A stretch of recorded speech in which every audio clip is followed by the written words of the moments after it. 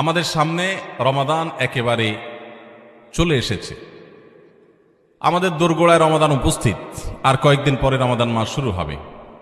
এই রমাদান মাস এটা ঈমানদারের জন্য ইবাদতের ভরা বসন্ত। ঈমানদারের জন্য ইবাদতের সবচেয়ে বড় মৌসুম এবং সিজন হলো রমাদান মাস।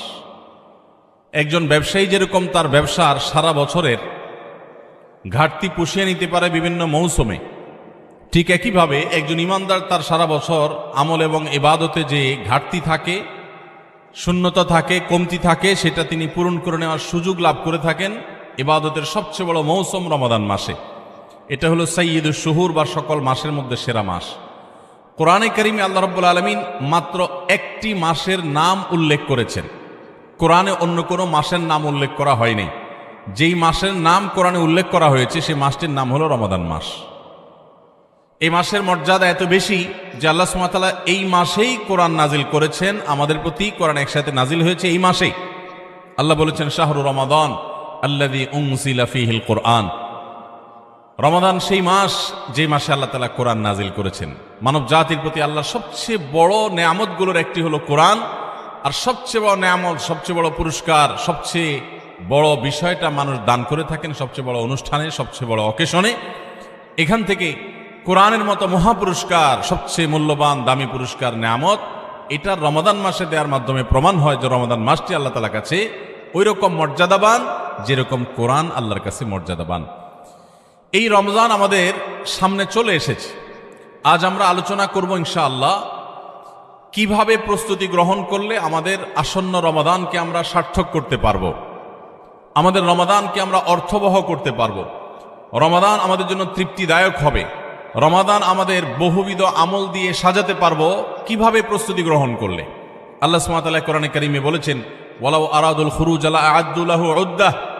তাবুকের যুদ্ধে নবী সাল্লাল্লাহু আলাইহি সাল্লাম যখন যাওয়ার নির্দেশ দিয়েছেন, মদিনায় থাকা কিছু মুনাফিক তারা সেখানে অংশগ্রহণ করে নাই, এবং দুর্বল আপনার কিছু মানুষ মুসলমানদের মধ্যে কেউ কেউ তারা ব্যক্তিগত দুর্বলতার কারণেও তারা যেতে পারেননি। তারা অবশ্য পরে তওবা করেছেন, আল্লাহ তাদের ক্ষমাও ঘোষণা করেছেন, কিন্তু মুনাফিকরা তারা নানা মিথ্যা অজুহাত দিয়েছে যে তারা এজন্য যেতে পারেনি, ওজন্য যেতে পারেনি, তারা যেতে চেয়েছিল। আল্লাহ তাআলা তাদের খণ্ডন করে বলেছেন ওয়ালাউ আরাদুল খুরুজ লা আ'আদ্দু লাহু উদ্দাহ। মুনাফিকরা যারা তাবুক যুদ্ধে যায়নি তারা এখন নানা অজুহাত এবং খোঁড়া যুক্তি দাঁড় করাচ্ছে যে আমরা এজন্য যাইনি, ওজন্য যাইনি, না হলে আমরা যেতাম। আল্লাহ বলেছেন যে তারা যদি যাওয়ার সদিচ্ছা রাখতো তাহলে আগে থেকে তারা প্রস্তুতি নিত, তাদের প্রস্তুতি দেখে বোঝা যেত যে তাদের যাওয়ার সদিচ্ছা আছে কি নাই। যেহেতু তারা আগে থেকে কোনো প্রস্তুতি নেয় নাই, তাহলে বোঝা গেল তাদের যাওয়ার কোনো সদিচ্ছা ছিল না। এই আয়াত থেকে বোঝা যায় রমাদান আসছে, আমরা রমাদান মাসে ইবাদত বন্দেগী নেক আমল যদি করার সদিচ্ছা থাকে তাহলে আগে থেকে আমাদের প্রস্তুতি দেখে বোঝা যাবে যে আমাদের রমজানে ইবাদত করার নিয়ত আছে না নাই। সম্মানিত উপস্থিতি, আমরা সাধারণত রমাদানের প্রস্তুতি নেই কিভাবে? যারা মুদি দোকানদার তারা তাদের দোকানে চিনি, বেগুন, যারা শাকসবজির ব্যবসা করেন অথবা যাদের কাছে ফ্রিজ আছে তারা কাঁচামরিচের দাম বেড়ে যাবে, সবজি কিছু কিছু বেড়ে যাবে, এগুলো সরায় রাখেন। তারপরে যে সমস্ত জিনিসপত্রের দাম বাড়তে পারে, খেজুর, ছোলা, চিনি, এগুলো, তেল, এগুলো সব সরায় রাখেন, কারণ রমাদান আসলে ক্রাইসিস তৈরি হতে পারে, তখন সেগুলো বাহির করে অধিক মুনাফা করবেন। অনেক দোকানদারের রমজানের প্রস্তুতি হলো কিভাবে মানুষকে ঠকায়া টাকা কামাই করবেন সেই বন্দোবস্ত করা, এটা হলো তার রমজানের প্রস্তুতি। আর আমরা যারা ঠিক ঠিক বলতেছি, আমাদের অনেকের রমজানের প্রস্তুতি হলো রমজান আসছে সেজন্য আমরা বেশি বেশি করে ছোলা, চিনি, বেগুন, বেসন, আমাদের খেজুর, যত রকমের তেল ইত্যাদি খাদ্য ভোজ্য পণ্য আছে সেগুলো সব কিনে বাসায় স্তূপ করে ফেলি, কারণ রমাদান আসতেছে, আমাদের প্রচুর খাইতে হবে। খাওয়ার মাস আসতেছে, যে মাসে সকালে, আপনার ইফতারে, সাহারিতে, রাতে, তারাবির আগে, তারাবির পরে, নানা সময় আমাদের শুধু খাইতে থাকতে হবে, যেহেতু অনেক বেশি খাওয়া লাগবে। এই জন্য আমাদের রমজান আসলে প্রস্তুতি হয়, এই সমস্ত খাবার আইটেম কিনতে কিনতে আমরা অস্থির থাকি, ঠিক না বে ঠিক? এই হলো আমাদের রমজানের প্রস্তুতি, অথচ এটা রমজানের আসল প্রস্তুতি না।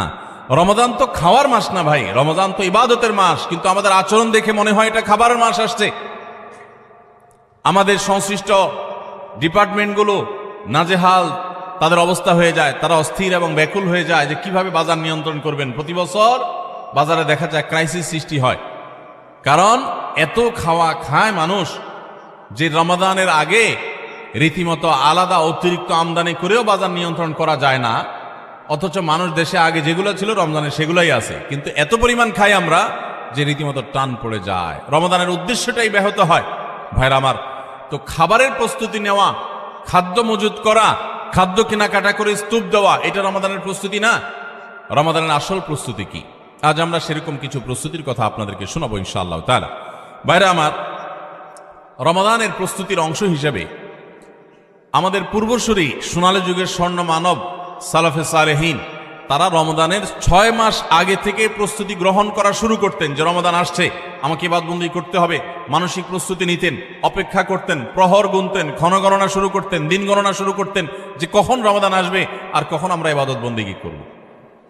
আর আমাদের অবস্থা হলো আমরা অপেক্ষায় থাকি যে চাঁদ উঠলে শুরু করব, চাঁদ দেখা গেলে তখন এবার আমরা কোরআন তেলাওয়াত, জিকির আজকার, ইবাদতবন্দি শুরু করব। ভাইরা আমার, দাঁড়ায় থাকা একজন মানুষ দ্রুততার সাথে হঠাৎ করে খুব জোরে দৌড় দেওয়া শুরু করতে পারে না। দাঁড়ানো থেকে আগে হাঁটা শুরু করে, এরপর একটু গতি বাড়ায়, তারপরে অনেক স্পিড মানুষ দেয়।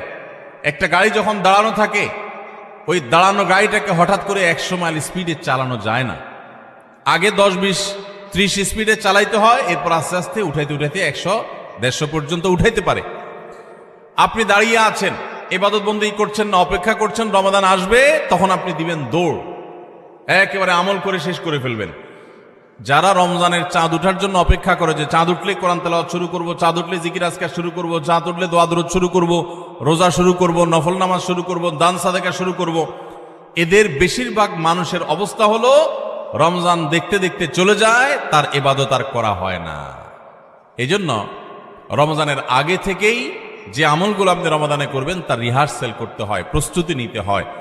তো যে প্রস্তুতিগুলো আমাদের রমাদানকে অর্থবহ করতে পারে, ইবাদত বন্দিগি দিয়ে সাজাতে পারি, আমরা সমৃদ্ধ করতে পারি, এবং যেই রমাদানটা আমার জীবনে যতগুলো রমজান আসছে তার মধ্যে এটা একটা স্পেশাল রমাদান হবে, এই রমজানকে আমি অন্য রমজান থেকে পার্থক্য করতে পারবো, এই রমাদান আমার জন্য অনেক তৃপ্তিদায়ক হবে, এই রমাদান যাওয়ার পরে আমার মনে হবে যে আলহামদুলিল্লাহ এই বছর আমি আল্লাহকে মন ভরে প্রাণ ভরে ইবাদত করতে পেরেছি, তাকওয়া চর্চা করতে পেরেছি, আমার ভালো লাগা কাজ করবে, আমার দিল গাওয়াহ এবং সাক্ষ্য দিবে। সেই রকম রমাদান কাটাতে হলে আপনাকে রমাদানের আগে থেকে অনেকগুলো প্রস্তুতি নিতে হবে। প্রস্তুতি নম্বর 1 নম্বর প্রস্তুতি হলো আমাদের রমাদানের আগ পর্যন্ত, এই যে গত রমজান থেকে এই রমাদান পর্যন্ত বা জীবনের শুরু থেকে এই পর্যন্ত যত পাপাচার আমরা করেছি, যত গুনাহ করেছি, যত অন্যায় করেছি, রমজানে ইবাদত বন্দিগির প্রস্তুতির অংশ হিসাবে সেই গুনাহ এবং পাপাচারগুলো থেকে আল্লাহর কাছে মাপ চাইতে হবে, ইস্তেগফার করতে হবে, ক্ষমা প্রার্থনা করতে হবে, বলতে হবে মাবুদ আমি যে অপরাধী, আমি যে পাপিষ্ঠ, কত গুনাহ করেছি, কত অন্যায় করেছি, তোমার কাঠগড়ার আসামি আমার নামে বহু মামলা হয়ে আছে।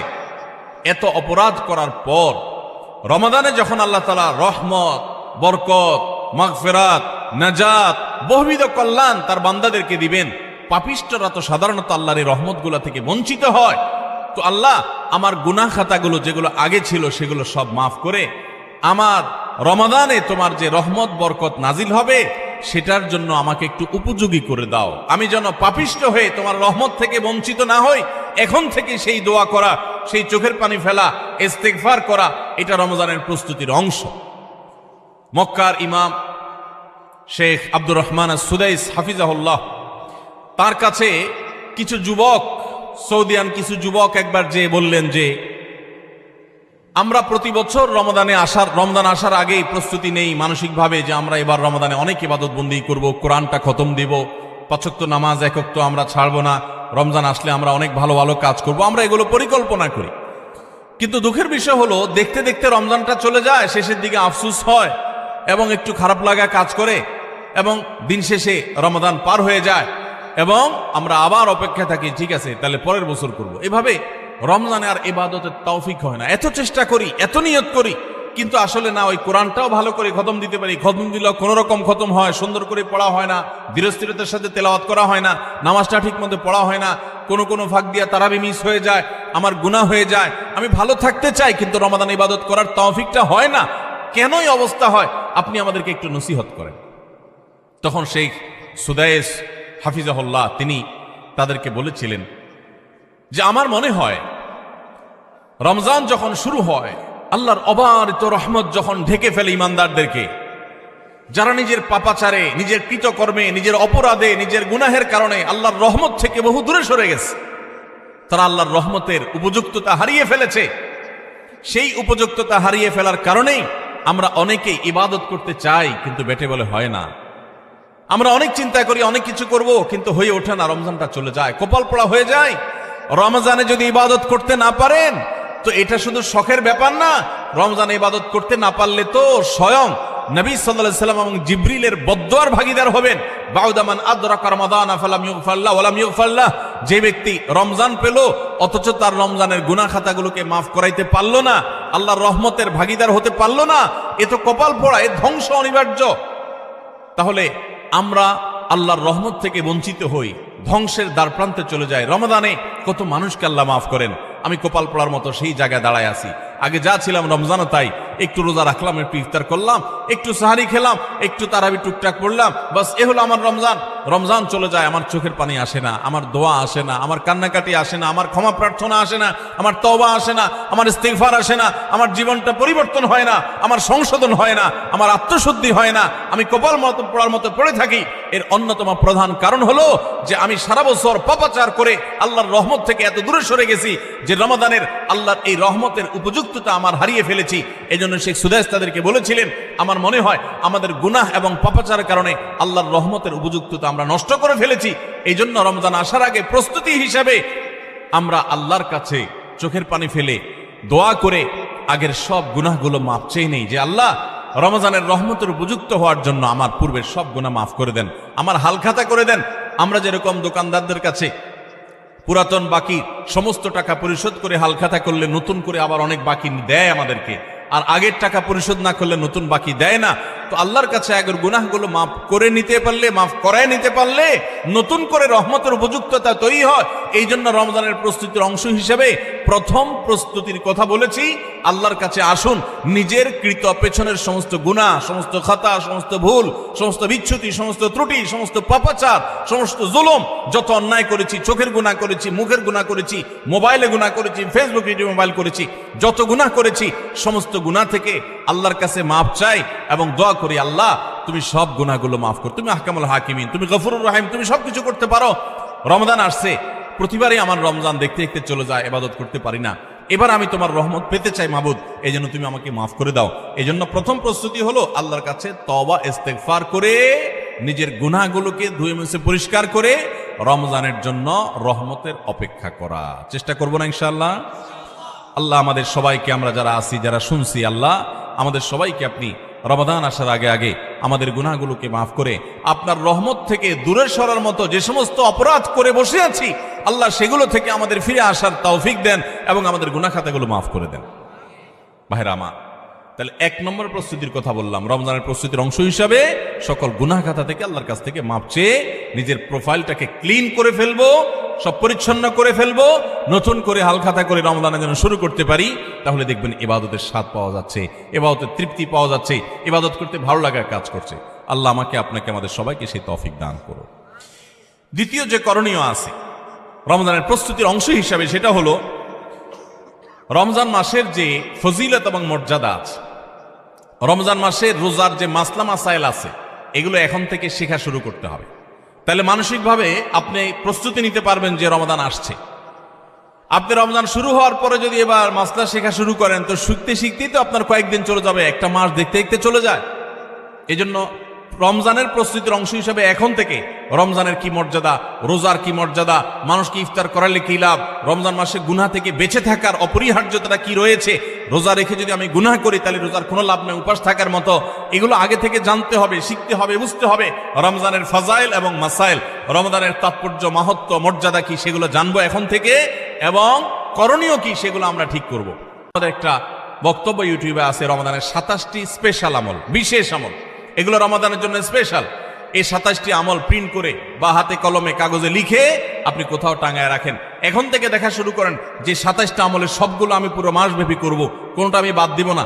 এখন থেকে প্রস্তুতি নেন। আপনি রমজানের পরে যদি জানতে শুরু করেন তো জানতে জানতেই তো 1 সপ্তাহ চলে যাবে, আর মানতে মানতে আরেক সপ্তাহ চলে যাবে, আপনি ইবাদত করে শান্তি পাবেন না। এই জন্য এখন থেকে রমাদানের মাসাইলগুলো, মাসলা মাসাইলগুলো, ফজিলতগুলো জানা শুরু করেন। ভাইরা আমার, যত ইবাদত আছে ইসলামে, আমার ক্ষুদ্র জ্ঞানে রমাদান এবং সিয়াম, রমজান মাস এবং সিয়াম রোজা সম্পর্কে যত ফজিলত, যত মর্যাদা, যত মাহাত্ম্যের কথা আসছে, এত মাহাত্ম্যের কথা এতগুলো হাদিসে অন্য কোন আমলের ব্যাপার আর বর্ণিত হয়েছে বলে আমার জানা নেই। এই জন্য রমাদান আসছে ভাই, জীবনে আরেকটি রমাদান আমি পাবো কোনো গ্যারান্টি নাই।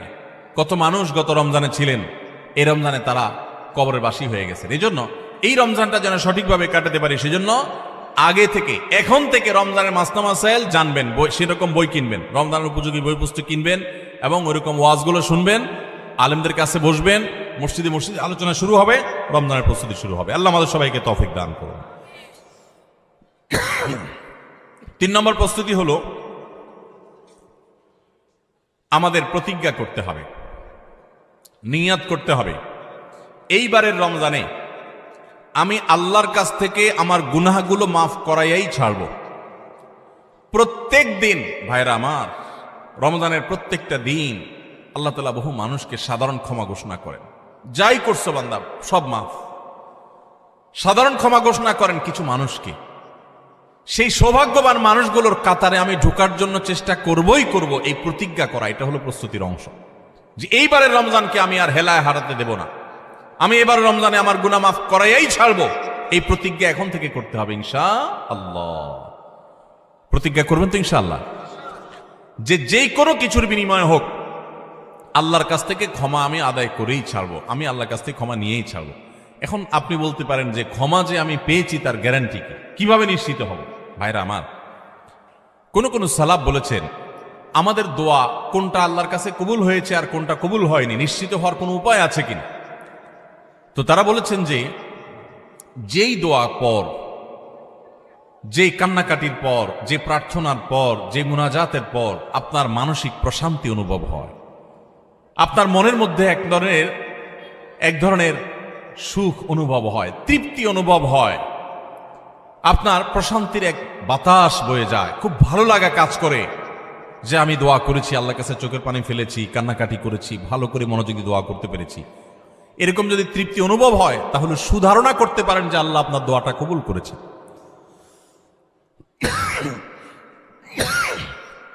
ফ্যান নাই আপনাদের এখানে? ফ্যান নাই না? বাতাস বুদাস করেন না, পাকা পাকা দিয়ে না।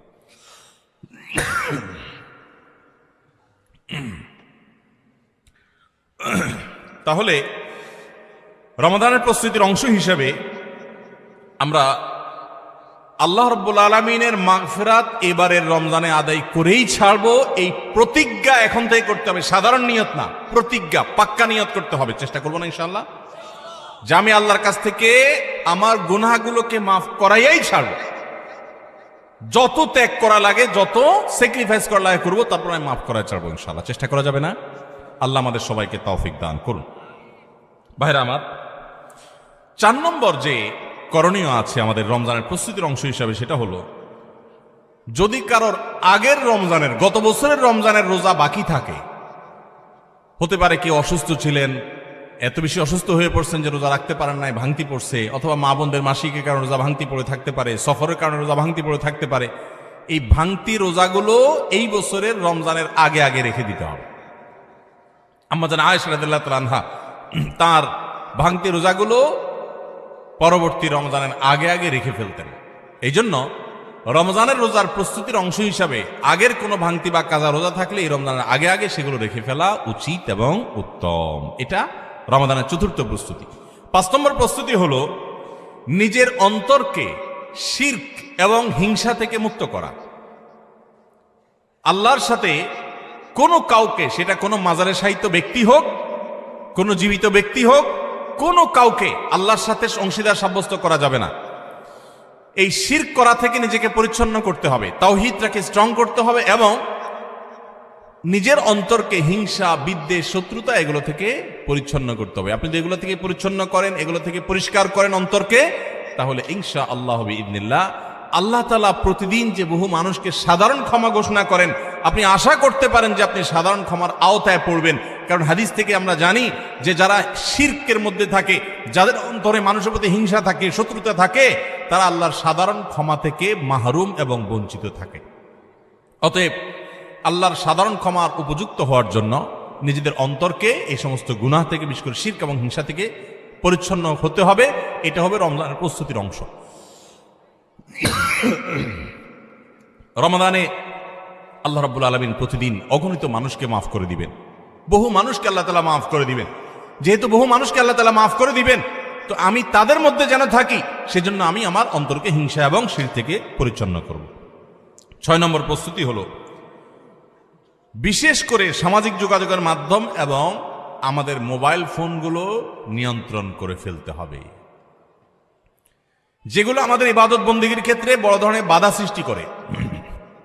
অনেকেই আছি যে সোশ্যাল মিডিয়ার আসক্তিতে আমরা এরকম ভয়াবহ একটা পর্যায়ে, যে আমাদের ইবাদত বন্দেগীর ক্ষেত্রে সবচেয়ে বড় বাধা হলো আমাদের এই ফেসবুকের নেশা, টিকটকের নেশা, ইউটিউবের নেশা, মোবাইলের নেশা, গেমসের নেশা। অন্তত রমজান মাস উপলক্ষে আমরা আমাদের এই সমস্ত বিষয়গুলো থেকে যদি বেরিয়ে আসতে পারি, এটা হবে সবচেয়ে বড় কার্যকর পদক্ষেপ, সবচেয়ে বড় প্রস্তুতি, সবচেয়ে বাস্তবসম্মত প্রস্তুতি। যদি আপনার হিম্মত থাকে, শুনেন, নেক আমল করার জন্য কিছু বুকের বল লাগে, মেরুদণ্ড লাগে, এগুলো সবাই পারে না। এগুলোর জন্য সৎ সাহস লাগে। ইমানদার যুবক, আমার জীবনটা শেষ হয়ে যাচ্ছে, হেয়ালিপনায়, হেলায় পেলায়, যা খুশি তা করে জীবনটা পার করে ফেলছি, এই মোবাইল স্ক্রিনের পিছনে আমার পুরো জীবনটা বরবাদ করে ফেলছি, আর কত? আলাম ইয়ানিল্লাযীনা আমানু আন তাখশা কুলুবুহুম লিযিকরিল্লাহ। আল্লাহ বলেছেন, আল্লাহর স্মরণে অন্তর বিগলিত হওয়ার মতো সময় কি ইমানদারদের এখনো আসেনি? যুবক ভাই আমার, সালহাতু সঙ্গে বুদি দিল খারাস আজমুদে এক জামানা খাকে বাস। বহু বছর তো পাথর হয়েছিলে। আসুন এই রমাদানটা একটু মাটি হয়ে দেখি, একটু চোখের পানি ফেলে দেখি, একটু কান্নাকাটি করে দেখি। সোশ্যাল মিডিয়ার মজা তো বহু লুটেছেন, এবার আসন্ন রমাদানকে কেন্দ্র করে আসুন সোশ্যাল মিডিয়া থেকে নিজের আইডি, নিজের প্রোফাইলটাকে ডিঅ্যাক্টিভ করে ফেলান। 1 মাসের জন্য মরে যাবেন না, একটু কষ্ট হবে, বন্ধু বান্ধবের সাথে বিচ্ছিন্ন হয়ে যাবেন, কিচ্ছু আসবে যাবে না। আমি আল্লাহর শপথ করে বলতে পারি, যদি সৎ সাহস করে এগুলো ডিলিট করে ফেলতে পারেন, পুরো অ্যাপ আইডি যদি ডিঅ্যাক্টিভ করে ফেলতে পারেন, অ্যাক্টিভিটি যদি বন্ধ করে ফেলতে পারেন, 1টা মাসের জন্য যদি আপনি নিয়ন্ত্রণ করতে পারেন নিজেকে, দেখবেন মাস শেষে আপনার অবর্ণনীয় এক তৃপ্তি এবং ভালো লাগা কাজ করছে। এজন্য সৎ সাহস করতে হয়, হিম্মত করতে হয় যে আসন্ন রমাদানে আমার ইবাদতে বড় বাধা হলো আমার এই ফোনের নেশা, মোবাইল টিপাটিপির নেশা, সো আমি এটা থেকে বেরিয়ে আসব। আমরা যদি সৎ সাহস করি, হিম্মত করি, নিয়ত করি যে আমি এই রমাদানটাকে ইবাদতে কাটাবার প্রয়োজনে আমি কোরআন তেলাওয়াত করব, আমি বই পুস্তক পড়বো, আমি সুন্দর করে নামাজটা পড়বো, আমি আমার অন্যান্য কাজকাম করব, স্টুডেন্ট হলে পড়ালেখা করবো, অন্যান্য কাজকাম করব, এর বাইরে আমি আমার সময়ের অপচয় থেকে বাঁচার জন্য আমি এই অপারেশন করব, নিজের প্রতি নিজে এই শক্ত এবং কঠিন অভিযান পরিচালনা করব। যদি আমরা নিয়ত করি, আল্লাহ তাআলা আমাদেরকে সাহায্য করবে। নিয়ত করা যাবে না ইনশাআল্লাহ? আল্লাহ আমাদের সবাইকে এই নিয়ত করার মতো সৎ সাহস দান করুন। আমি সেই যুবক দেখার সৌভাগ্য অর্জন করেছি, রমাদানের শুরুতেই মোবাইল থেকে এরকম অ্যাপ ডিলিট করে ফেলে দেয়, ইবাদতের জন্য নিজেকে প্রস্তুত করে। ভাইরা আমার, বন্ধু বান্ধব অনেক কথা বলবে, হাসাহাসি করবে, কিয়ামতের ময়দানে এই হাসাহাসি করা মানুষগুলো আপনার কোনো কাজে আসবে না। আপনার আল্লাহর সামনে আপনাকে জবাবদিহি করতে হবে।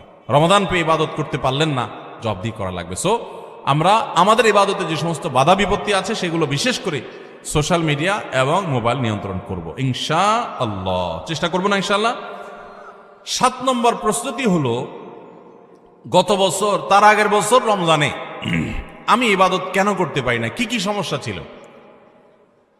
আমার অমুক দোস্তটা, ওর কারণে তারাবিটা পড়া হয় না, কারণ ও ওই টাইমে ফোন দেয়, আড্ডা মারতে বলে, অথবা তমুক কারণে আমার পড়ালেখাটা হয় না, অমুক নেশার কারণে হয় না। কি কারণে হয় না? প্রত্যেকেরটা আলাদা আলাদা। আমার গত রমজানে আমি কোরআনটা পুরো ভালো করে সুন্দর করে খতম দিতে পারি নাই কেন? শুরু তো করছিলাম কিন্তু শেষ করতে পারি নাই কেন? আমার গত রমজানে যে তারাবি কয়েকদিন মিস হয়েছিল, সেটা কেন মিস হয়েছিল? আমার গত রমজানে যে ভালো কাজগুলোর পরিকল্পনা ছিল, সেগুলো কেন হয় নাই? সেই বিষয়গুলো আমাদের চিহ্নিত করতে হবে, খুঁজে বের করতে হবে। বের করে এইবারের রমাদানে যেন সেগুলো রিপিট না হয়, সেগুলো যেন আর পুনরায় দেখা না দেয়, আগে থেকে সিদ্ধান্ত নিতে হবে এবং প্ল্যান করতে হবে যে আমার গত রমজানে কি সমস্যা ছিল। ও শেষের দশকে যে আল্লাহ লাইলাতুল কদর রেখেছেন, ওই দশকটাতে আমার ঈদের কেনাকাটার কারণে আমি এগুলো করতে পারি নাই, তাহলে এবছর ঈদের ঝামেলা আমি আগেই সেরে ফেলব। আমি বাড়ি যাওয়ার নাম করে যাইতে একদিন, আসতে যাইতে একদিন, পথে একদিন, যাওয়ার পরে আবার শরীরকে ফ্রেশ করতে আরেক দিন, আমার শেষের 27তম রাত, আমার 28তম রাত, শেষের রাতগুলো ইবাদত করতে পারি নাই। মার্কেটে ঘুরছি, শপিং মলে ঘুরছি, আমার জিন্দেগি বরবাদ করছি। তাহলে গত বছর আমার ইবাদতের ক্ষেত্রে যেগুলো বাধা ছিল, যেগুলো কাঁটা ছিল, এই বছর সেগুলোকে আগে থেকে দূর করার পরিকল্পনা করতে হবে। এটা হলো রমজানের প্রস্তুতি। কথা বুঝেন নাই? মা বোনরা ইফতার বানাইতে বানাইতে ইফতারের আগে দোয়া কবুল হয়, মূল্যবান সময়টা নষ্ট করে ফেলছেন, পারেন নাই। তো এই বছর পরিকল্পনা করেন যে আগে থেকে যেই জিনিসগুলো তৈরি করে রাখা সম্ভব, যতটুকু গোছায় রাখা সম্ভব সেগুলো গোছায় রাখবো। আর পরিবারের সদস্যদেরকে নিয়ে বসেন, এবার আমরা সবাই একটু ভালো করে ইবাদত করতে চাই, হেয়ালিপনা করতে চাই না। আমরা রমাদান খেয়ে পরে কাটানোর জন্য আল্লাহ দেন না, ইবাদতের জন্য দিয়েছেন। এই রমাদানের মূল্য এত বেশি যে এই রমাদান চলে যাচ্ছে, আমরা বেশিরভাগ মানুষ উপলব্ধিও করতে পারছি না, অথচ এই একটা রমাদান আমার গোটা জীবনকে পরিবর্তন করার জন্য যথেষ্ট। আপনারা জানেন জান্নাতের একটা স্পেশাল গেট আছে, নাম হলো রাইয়ান। এই রাইয়ান নামক গেট দিয়ে আল্লাহ রাব্বুল আলামিন শুধুমাত্র রোজাদারদেরকে প্রবেশ করার সুযোগ দিবেন, যারা রমাদান ইবাদত বন্দেগী করেছে, আল্লাহর নাফরমানি থেকে বেঁচে থেকেছে, তাকওয়ার জীবন অবলম্বন করেছে। আল্লাহ তাদের মর্যাদা দিবেন ওই স্পেশাল গেট দিয়ে প্রবেশ করে। এই জন্য জাহান্নাম থেকে বাঁচার জন্য, জান্নাত লাভের জন্য পরিবারের সদস্যদেরকে নিয়ে বসেন যে আমাদের এবারের রমাদানে আমরা ইবাদত করব। আমাদের গত রমজানে ইবাদত কেন হয় নাই? কারণ ইফতারিতে আমাদের 10 আইটেম না হইলে হয় না। এবার আমরা আইটেম কমাই, আমরা একটু খাবার পরিমাণ কমাই। যেই খাবার খেতে আমাদের ঝামেলা হইতো আমরা করব না। যদি কোনো মহিলার ইফতারের প্রস্তুতি ইবাদত না হয়, সাহারির সময় তার ঝামেলা তৈরি হয়, তাহলে এগুলো আগে ভাগে প্ল্যান করতে হবে কিভাবে কমানো যায় ঝামেলাগুলো। হয় পরে করব, নয় আগে করব, নয় পরিবারের সদস্যদের সাহায্য নিব, নাহলে আইটেম কমাবো, কিভাবে হতে পারে প্ল্যান প্রোগ্রাম করতে হবে। বেড়াবেড়ি, দাওয়াত খাই, হ্যাঁ, ইফতার পার্টি, সাহারি পার্টি, এগুলো করতে গিয়ে আমার ইবাদত হয় নাই, সো আমি এবছর সেগুলো করব না। এজন্য গত বছরের সমস্যাগুলো চিহ্নিত করে সেগুলো থেকে এবার দূরে থাকার চেষ্টা করতে হবে। এটা হলো 7 নম্বর প্রস্তুতি। 8 নম্বর প্রস্তুতি হলো রমজানের যে আমলগুলো আছে, রমজানের ওই যে বললাম 27টা স্পেশাল আমল আছে হাদিসের আলোকে। 27টা। রমজানের সবচেয়ে বড় আমল কি ভাই? রমজান মাসের সবচেয়ে বড় আমল কোনটা? সবচেয়ে বড় আমল হলো রোজা রাখা। রোজা রাখার চেয়ে বড় কোনো আমল আছে? রমজানের দ্বিতীয় আমল হলো রাতে তারাবি পড়া। তৃতীয় আমল হলো কোরআনে কারীমের তেলাওয়াত করা।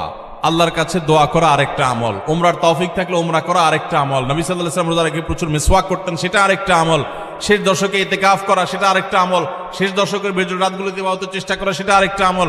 লাইলাতুল কদর পাওয়ার চেষ্টা করা আরেকটা আমল। লাইলাতুল কদর পেয়ে গেলে আল্লাহুম্মা ইন্নাকা আফুউন তুহিব্বুল আফওয়া ফা'ফু আন্নী পড়া আরেকটা আমল। এই রকম 27টি আমল স্পেশাল আছে রমাদানের জন্য, যেগুলো কোরআন এবং হাদিস থেকে প্রমাণিত।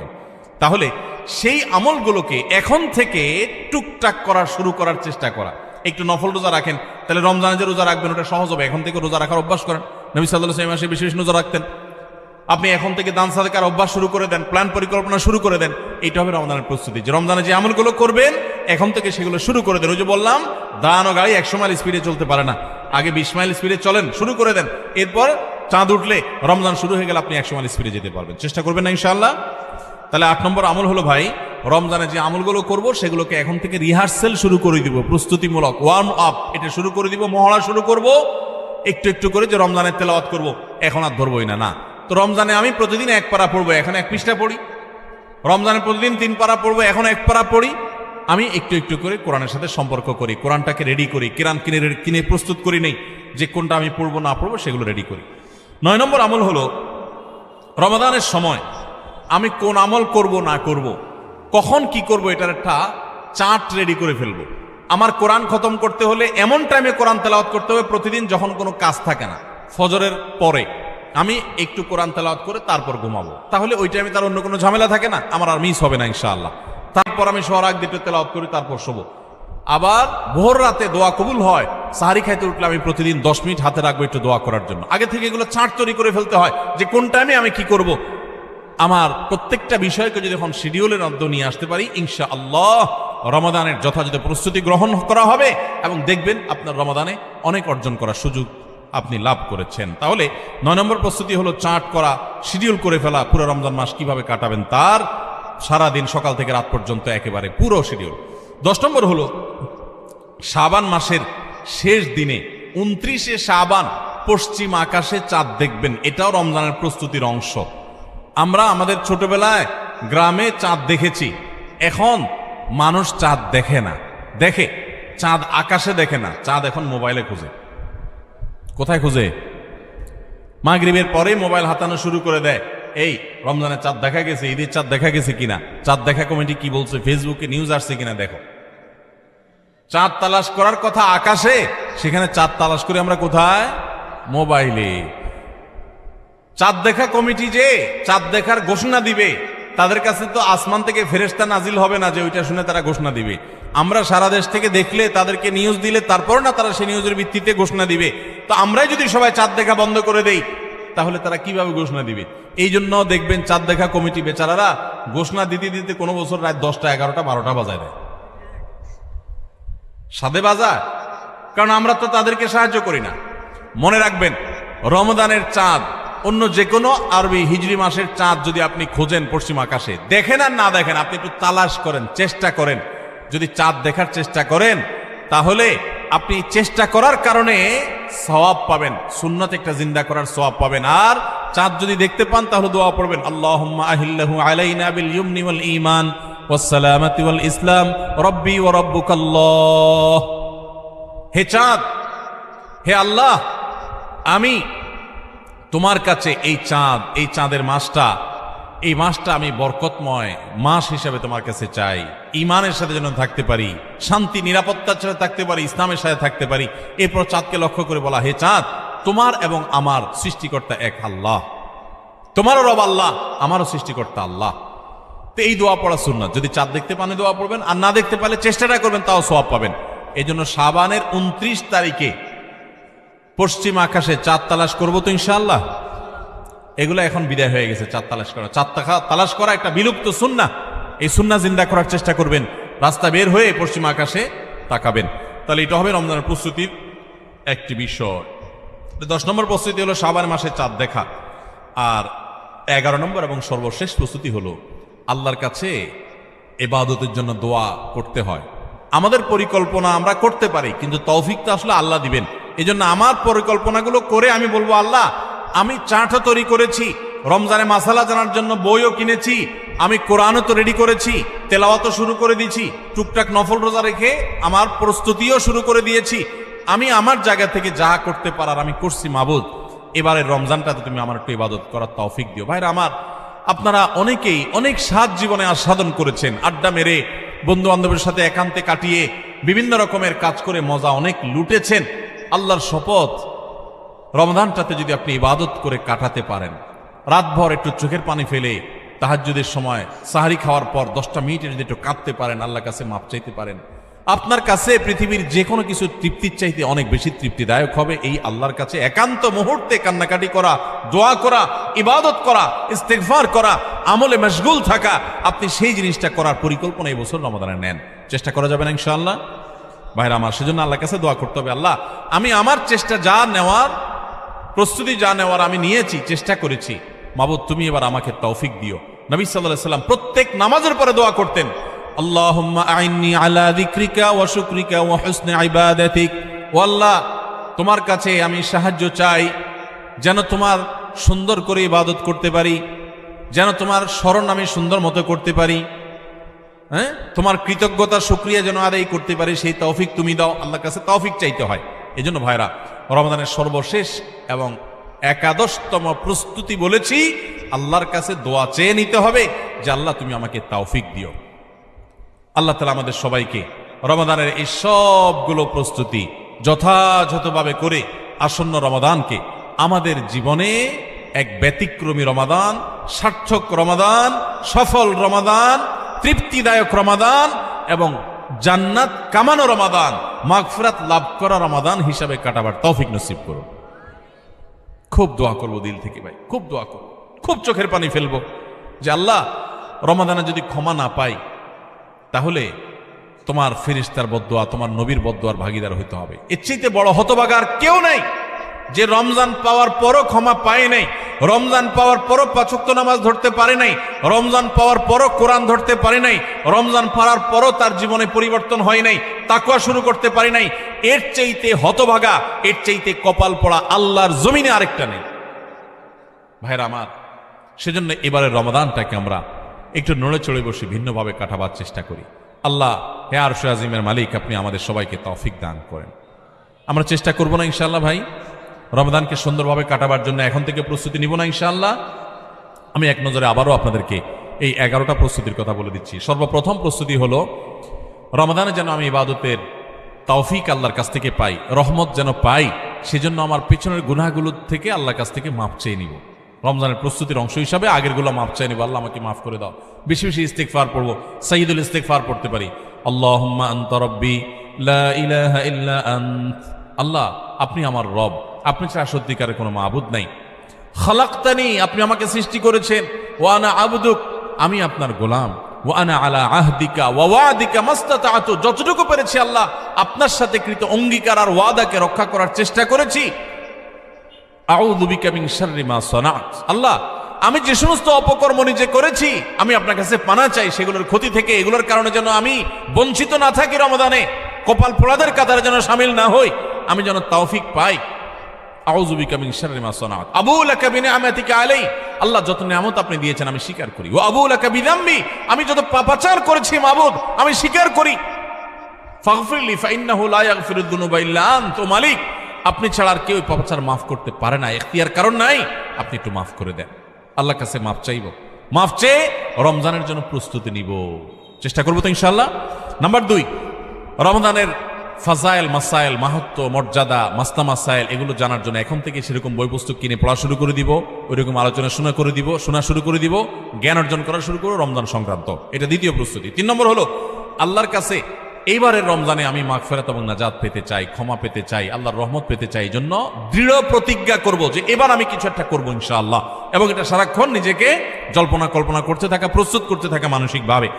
নাম্বার 4 নম্বর প্রস্তুতি হলো আগের বছরের কোনো রোজা ভাঙতি থাকলে সেগুলো আদায় করে ফেলা। 5 নম্বর প্রস্তুতি হলো নিজের অন্তরকে শিরক এবং হিংসা, বিদ্বেষ, শত্রুতা এগুলো থেকে পরিচ্ছন্ন করা। কারো প্রতি দুঃখ আছে, হিংসা আছে, দুঃখটা হিংসার লেভেলে চলে গেছে, তো আপনি সেই হিংসাটা দূর করে ফেলান, সবাইকে মাফ করে দেন, ফ্রেশ হয়ে যান, কারণ রমজান আসছে। সাধারণ ক্ষমা ঘোষণা যখন করা হবে তখন কিন্তু কপাল পোড়ারা, হিংসুকরা পাবে না মাফ। এই জন্য কারোর প্রতি হিংসা রাখেন না, কারোর অকল্যাণ চায়েন না, সবার কল্যাণ কামনা করেন, মনটাকে উদার করে দেন, বড় করে দেন, এতে আপনি সুস্থ থাকতে পারবেন আর শিরক থেকে নিজেকে বাঁচিয়ে রাখেন। ইনশাআল্লাহ রমজানের সাধারণ ক্ষমার মধ্যে পড়বেন। এটা রমজানের প্রস্তুতির অংশ যে শিরক এবং হিংসা থেকে নিজেকে পরিচ্ছন্ন করলেন। 5 নম্বর প্রস্তুতি। 6 নম্বর প্রস্তুতি হলো সোশ্যাল মিডিয়া, ফেসবুক ইত্যাদি নেশা এবং স্মার্টফোন পারলে গলা চিপে বন্ধ করে ফেলান। 1 মাসের জন্য বাটন ফোনে চলে যান অন্তত, এবং আইডি ডিঅ্যাক্টিভ করে ফেলান। একটু হিম্মত করেন, সৎ সাহস করেন, মরে যাবেন না। একটু কষ্ট হবে, এতটুকু কষ্ট যদি না করেন কোন মুখে আল্লাহর কাছে আপনি জান্নাতের দাবি করবেন? একটু সোশ্যাল মিডিয়াকে 1 মাসের জন্য নিয়ন্ত্রণ করার যদি নিয়ত করতে না পারেন, আল্লাহর কাছে কোন মুখে জান্নাতের আশা করবেন, দাবি করবেন? এই জন্য 6 নম্বর প্রস্তুতি হলো যেই বিষয়গুলো আমার ইবাদতে ব্যাঘাত সৃষ্টি করে, অর্থাৎ এই সোশ্যাল মিডিয়া ইত্যাদি, এগুলোকে নিয়ন্ত্রণ করে ফেলা। 7 নম্বর হলো গত বছর রমজানে বা তার আগের বছরগুলোতে রমজানে আমার ইবাদতে যেসব বাধা ছিল, যাদের কারণে সমস্যা হয়েছে, ওই বন্ধুই আমার বন্ধুত্বের তালিকা থেকে বাদ দিয়ে ফেলতে হবে, ওই সার্কেল আমি ছেড়ে দিতে হবে, ওই আড্ডা আমার ছেড়ে দিতে হবে, ওই কাজ আমার ছেড়ে দিতে হবে, যেই কাজের কারণে আমার রমজানে ইবাদত হয় না, ওই কাজে আমি করব না। 1 মাসের জন্য নিজেকে স্যাক্রিফাইস করতে হবে। এটা রমজানের প্রস্তুতি, এখন থেকে প্ল্যান করে এগুলো বাদ দিতে হবে। এবং 7 নম্বর 8 নম্বর হলো যে রমজানের যে আমলগুলো আছে সেগুলো এখন থেকে একটু একটু করে শুরু করা। কোরআন তেলাওয়াত এখন থেকে শুরু করে দেন, রোজা এখন থেকে, নফল রোজা শুরু করে দেন, এখন থেকে তাসবিহ তেলাওয়াত শুরু করে দেন, এখন থেকে দোয়া দরুদ শুরু করে দেন, তাহলে রমজানে বেশি করে করতে পারবেন। আর যদি তখন করবেন বসে থাকেন, করা আর হবে না। 9 নম্বর প্রস্তুতি হলো যে রমজানে সকাল থেকে রাত পর্যন্ত কিভাবে সময় কাটাবেন, এটার জন্য এখন থেকে রুটিন তৈরি করে ফেলান, রুটিন, এবং সেই রুটিনটা টাঙায় ফেলান, এই রুটিন অনুযায়ী চলবো, এখন থেকে প্ল্যান করে ফেলান। 10 নম্বর হলো শাবানের শেষ দিন 29শে শাবান পশ্চিম আকাশে একটু চাঁদ তালাশ করেন, দেখেন কিনা, রমজানের প্রস্তুতির অংশ হিসাবে। আর 11 নম্বর সর্বশেষ প্রস্তুতি হলো আল্লাহর কাছে দোয়া করবেন। আমরা সবাই দোয়া করব আল্লাহ যেন আমাদেরকে রমাদান মাসটিকে যথাযথভাবে কাটানোর তৌফিক দান করে। চেষ্টা করব না ইনশাআল্লাহ? আল্লাহ আজকের এই মাহফিলে আমরা যারা আছি, আমাদেরকে যারা অনলাইনে দেখছেন দেখবেন, আমাদের সবাইকে আপনি সৌভাগ্যবান মানুষের কাতারে সামিল হওয়ার তৌফিক নসিব করেন। আল্লাহ বহু মানুষকে আপনি মাফ করে দিবেন, আমাদেরকে সেই ক্ষমাপ্রাপ্ত সৌভাগ্যবান মানুষদের কাতারে সামিল হওয়ার তৌফিক নসিব করেন।